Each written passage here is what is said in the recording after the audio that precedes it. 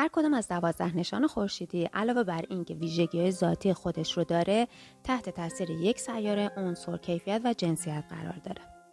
سلام، من شیرین هستم و توی این ویدیو راجع به تاثیر عناصر بر نشانهای خورشیدی براتون صحبت میکنم. ممنون میشم که کانال استرو شیرین رو دنبال کنید، مثلا اگه علاقه به یادگیری استرولوژی دارید.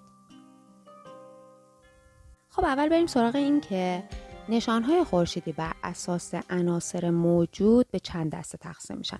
برای این کار ما باید بریم توی تاریخ فلسفه به عقب، به قرن 5 قبل از میلاد، سراغ امپدوکلس که فیلسوف و دانشمند یونانی بوده که در واقع در سیسیل زندگی میکرده. اونجا متولد شده بود و اونجا زندگی میکرده. طبق نظر این فیلسوف تمام مواد از 4 عنصر تشکیل شدن: آتش، خاک، هوا و آب. اون توی کتابش به نام تتراسومیا که به معنای آموزه 4 عنصره گفته که این 4 عنصر نه تنها مظاهر فیزیکی دنیای مادی ما رو تشکیل میدن، بلکه جوهره معنوی دنیای ما رو هم میسازن. و از نظر امپدوکلس آتش و هوا انرژیشون بالا و رو به بیرونه و خاک و آب انرژیشون درون و رو به پایینه. بعدها این تئوری توسط ارسطو بست و گسترش بیشتری پیدا کرد. ولی تأثیر این تقسیم بندی روی استرولوژی هم بود و به این صورته که هر کدام از این عناصر بر 3 نشان حاکمن. یعنی ما 12 نشان داریم، توی 4 دسته‌بندی ستایی قرار میگیرن. عنصر آتش نشانهای قوچ، لیو و کماندار. عنصر خاک حاکم بر نشانهای تارس، خوشه، کپریکورن. عنصر هوا حاکم بر نشانهای دوقلو، ترازو و آکواریوس و عنصر آب هم حاکم بر نشانهای خرچنگ، عقرب و ماهیه. به این صورت این نشانها توی کارکرد یا فرایند احساسی با هم دیگه اشتراک دارن. یعنی 3 نشانی که یک عنصر یکسان دارن، مثلا قوچ، لیو، کماندار که هر 3 عنصرشون آتیشه، با هم توی هارمونی و هماهنگی هستن و ویژگی‌های مشابه رو نشون میدن. یعنی شخصیت، هوش و حساسیت ذاتی و درونیشون شبیه به هم دیگه هست. عناصر خیلی به طور خلاصه به ما میگن که هر نشان به چه زبونی خودش رو بیان میکنه، به چه زبونی داره صحبت میکنه. پس در واقع میشه گفت عناصر اصلی ترین رفتار و طبیعت یک نشان رو به ما نشون میدن و اگه با عناصر آشنا بشیم خیلی راحت‌تر میتونیم شخصیت و رفتار هر نشان رو تشخیص بدیم. پس با اینکه قوچ، لیو و کماندار 3 نشان مجزا و متفاوت از هم هستن، اما توی رفتارهای تشابهاتی دارن، چون توی انرژی آتش با همدیگه اشتراک دارن.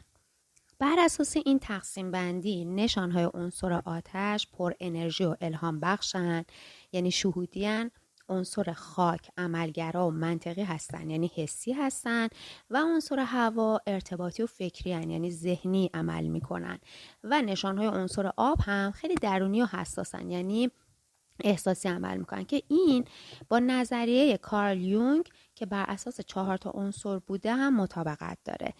این نظریه کارل یونگ اینطوریه که کارکردهای روان رو بر اساس 4 راه اصلی که انسان واقعیت رو دریافت میکنه و دربارش تصمیم میگیره تقسیم بندی کرده.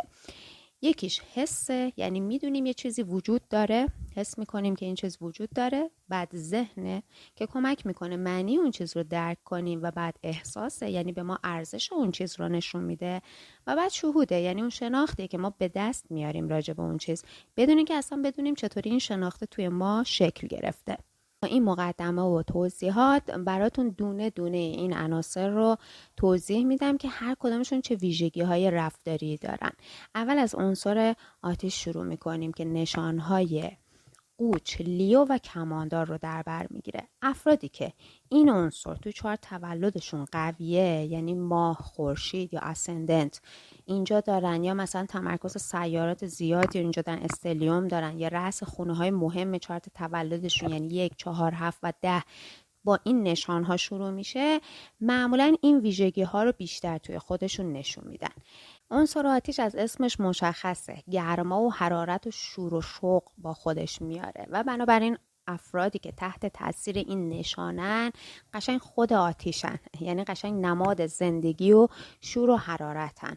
توی هر جمعی باشن میدرخشن، توجه رو به خودشون جذب میکنن، کارا رو خیلی زود انجام میدن، یعنی تا ایده میاد سریع دست به عمل میزنن، مهلت نمیدن.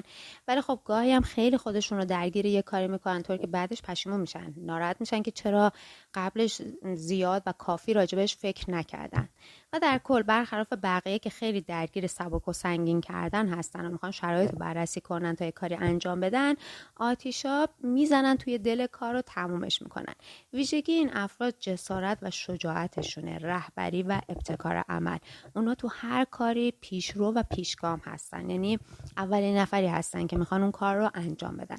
بعضی وقتا به دلیل این ویژگی‌ها نظر دیگران خودخواه هم به نظر میان، چون فقط خودشون و هدفشون براشون مهمه. ولی با این حال خیلی هاشون دوست دارن که دنیا رو به جای بهتری برای زندگی تبدیل کنن و برای همین هم توی نقش‌های لیدری و رهبری میرن، چون خیلی ایدئالگران.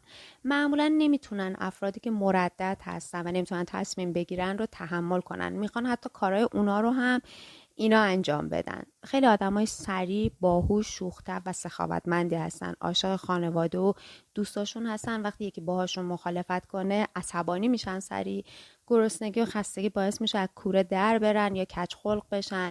و اینکه عادت به ولخرجی دارن، پس باید سطح زندگی و درآمدشون رو متناسب با این نیاز و تمایلشون بالا ببرن. اونا عاشق زندگیان واقعا و دوست دارن تمام زندگی رو تجربه کنن. ظاهرشون خیلی با اعتماد به نفسه، ولی بعض وقتا این فقط ظاهره و ممکنه خیلی ناگهانی و تحت تاثیر یک شرایط خیلی ظاهرا بی اهمیت نسبت به خودشون ناامید بشن و این اعتماد به نفس رو از دست بدن و افسرده بشن، که اینجا واقعا نیاز به یک پارتنر قابل اتکا دارن که بهشون استعداداشون رو یادآوری کنه. معمولا نشانهای آتش توی هر جمعی باشن همونطور که گفتم میدرخشن و توجه رو به خودشون جلب میکنن، چون خیلی پرشور و خونگرم و فعالن.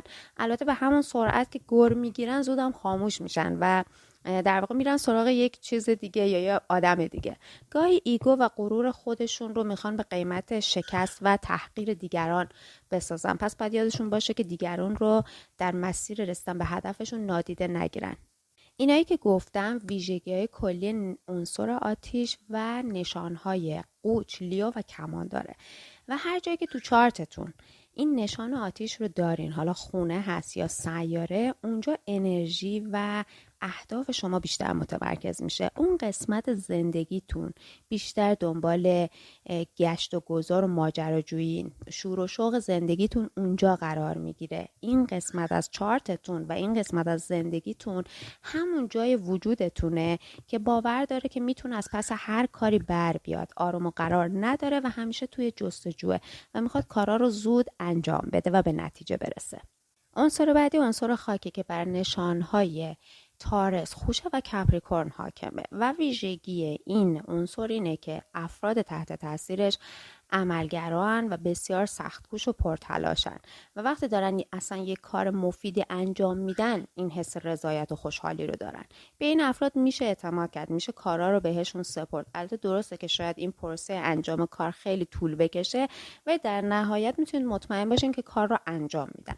بیشتر از این که این افراد ظاهرشون نشون بده جاه طلب و هدفمندن و میتونن افراد باهوش و زیرکی توی سیاست یا بیزینس بشن. نقطه ضعفشون اینه که وقتی نیاز به اکشن و اقدام هستش سرعت کافی رو ندارن. از نقاط ضعف دیگهشون لجبازی و طمعشونه و اینکه دوست ندارن شانسی سرمایه گذاری کنن و از این کار بدشون میاد و پول رو بی دلیل خرج نمیکنن. تایپ خانواده دوستن، نیاز دارن که توی یک رابطه خوب و امن باشن. خیلی به ندرت از مسئولیت‌های خانوادگی فرار میکنن، وظایف و مسئولیت‌ها رو قبول میکنن. رفتارشون احساسی و عاشقانه است، مخصوصا توی روابطی که بهشون احساس آرامش بده و بتونن به اون رابطه اطمینان کنن خیلی بیشتر این ویژگی‌ها رو نشون میدن. استعدادهای خلاقانه و هنری هم دارن. البته توی هر نشان توی این عنصر تجلی این خلاقیت متفاوته. در کل چون آدمای محتاط و زرنگی هستن و چون نیاز به امنیت احساسی و مالی دارن، خوبم برای رسیدن به این جایگاه ها تلاش میکنن و سختی ها رو تحمل میکنن. ولی خب یه نقطه ضعفی که دارن، ممکنه گاهی توی مسائل مالی خیلی کوتاه فکر بشن یا خیلی خسیس بشن که این هم معمولاً به دلیل ترس حالا واقعی یا خیالی از فقیر شدن و بیپول شدنه. حالا جایی که نشان تارس، خوشه یا کپریکورن دارین، یعنی اون عناصر خاک رو دارید، حالا سیاره اونجا قرار گرفته یا خونه‌های اصلی چارت تولدتون قرار گرفته، اونجا جاییه که میخوان یه چیزی رو خیلی واقعی و حقیقی و طبیعی تجربه کنین. نمیخواین اونجا یه چیز اشتباهی و فیک وجود داشته باشه. مثلا اگه تو بخش رابطتون هست، رابطتون رو واقعی میخواین. اگه تو بخش مالیه، دارایی‌های ملموس و واقعی رو میخواین. میریم سراغ عنصر بعدی که عنصر هوا هستش و بر نشانهای دوقلو، ترازو و آکواریوس حاکمه.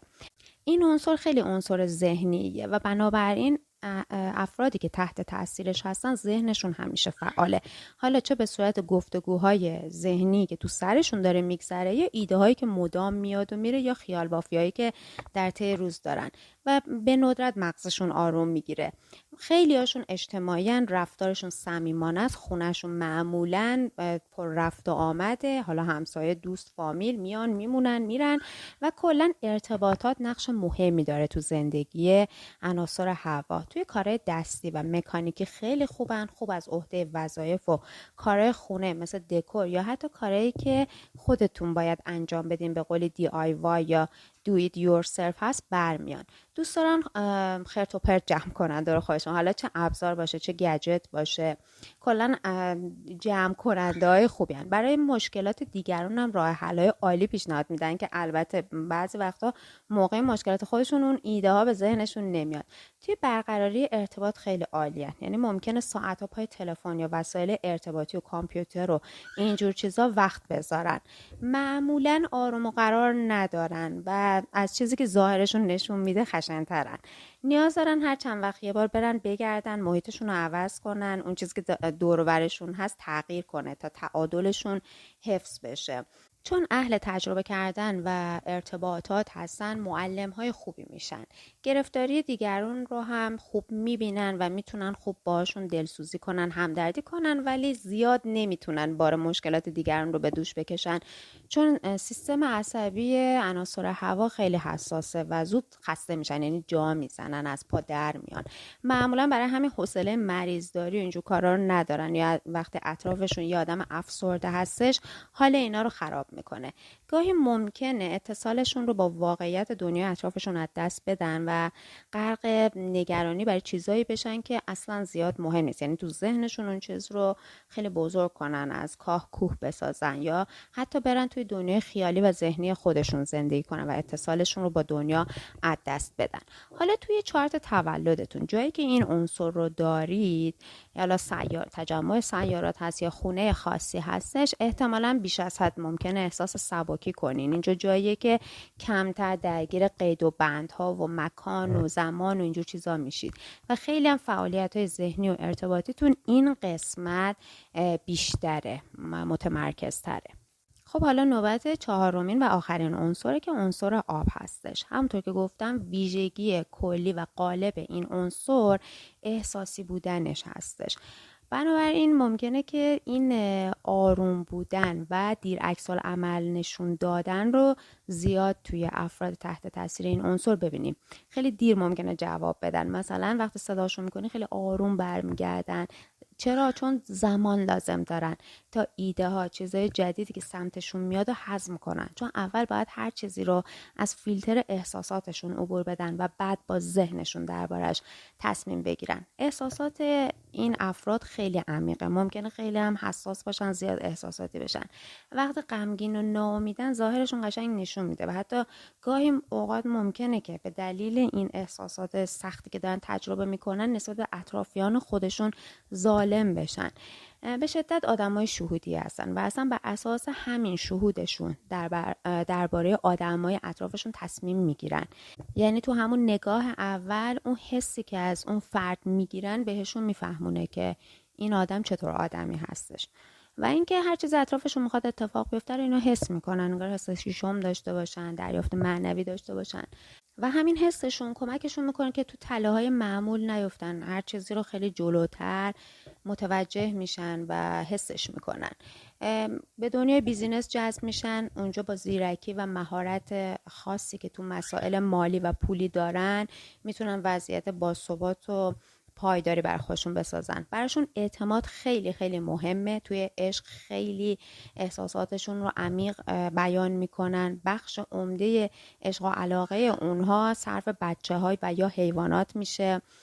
سعی میکنن این نقاط حساس و آسیب پذیر خودشون رو پنهان کنن، احساساتشون رو گاهی سعی میکنن پنهان کنن، گاهی اوقات حتی سرکوب میکنن، یعنی از خودشون هم پنهان میکنن و همین باعث میشه که احساساتشون روی هم تلمبار بشه، جایی برای بیان پیدا نکنه و بعضی وقتا تبدیل به نفرت و کینه بشه یا گاهی اوقات باعث افسردگی میشه، گاهی اوقات باعث انفجارشون میشه. معمولا این افراد یک جا بند نمیشن، دوست دارن که دنبال کار و زندگی اجتماعیشون برن، همطور عاشق سفر، دیدن جاهای جدیدن. به همین دلیلم نیاز دارن که یک خونه امن یا یک محل کاری که ثابت باشه و داشته باشن که بتونن بعد از این گشت و گذارها برگردن به اونجا، انگار اونجا پایگاهشون باشه. یه خونه امنی احتیاج دارن که برگردن توش و آروم بگیرن. بعد دیگه این که محیط خیلی براشون مهمه. این محیط اطرافشون باید دور از سر و صدا و حواس پرتی باشه. این خیلی میتونه روشون تاثیر بذاره. حالا بریم سراغ چارت تولد. اگه سیاره ای رو توی نشان آب دارین یا مثلا خونه ای رو دارید که این نشان رأس اون خونه قرار داره، بدونید که توی اون قسمت از زندگیتون خیلی قرار عمیق حس کنید. حتی شاید بعض وقتا از دیگران فرار کنید و بخواید تنها باشین، با احساساتتون بیشتر تماس بگیرین. به هر حال این قسمت زندگیتون، اون سیاره بیشتر با احساسات و عواطف شما سر و کار داره. از اینکه تا الان با آسر شیرین همراه هستید سپاسگزارم. توی ویدیوی بعدی کیفیت و جنسیت هر نشان رو براتون توضیح میدم تا آماده یادگیری ویژگی هر نشان بشید. پس زنگوله رو روشن کنید تا ویدیوی بعدی رو از دست ندید. ممنون میشم ویدیوها رو به اشتراک بذارید و کانالم رو حمایت کنید.